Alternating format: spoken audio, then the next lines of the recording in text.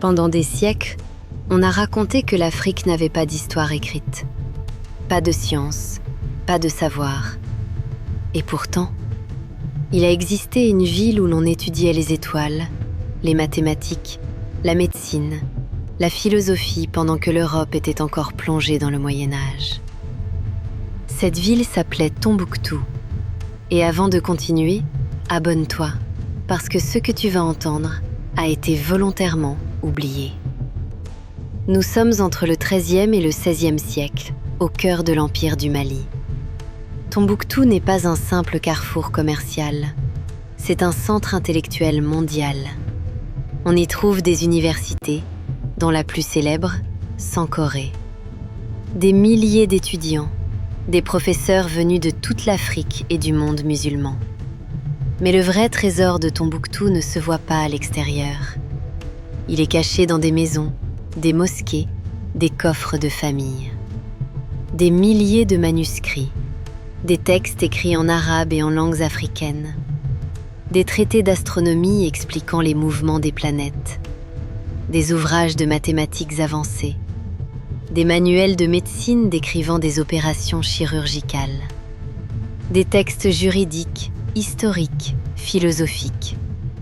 Une Afrique savante, érudite, connectée au monde. Mais avec la colonisation, tout change. Les puissances européennes ne reconnaissent pas ce savoir. Pire, elles le nient. Des manuscrits sont brûlés, d'autres volés. Certains disparaissent dans des collections privées, d'autres sont simplement abandonnés. Pendant des siècles, Tombouctou devient un mythe, une légende. Jusqu'à ce que des chercheurs découvrent que ces manuscrits n'ont jamais disparu. Ils ont été cachés, protégés par des familles africaines au péril de leur vie.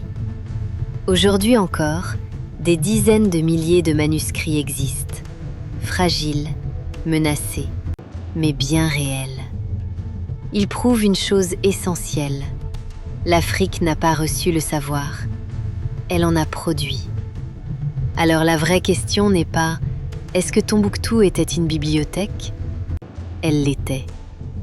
La vraie question c'est « Combien de savoirs africains ont été effacés pour permettre à d'autres d'écrire l'histoire à leur place ?» Si tu veux d'autres histoires vraies sur les civilisations africaines, les savoirs cachés et les vérités qu'on n'enseigne pas à l'école, abonne-toi. Parce que le savoir n'a jamais disparu. On a simplement essayé de le faire taire.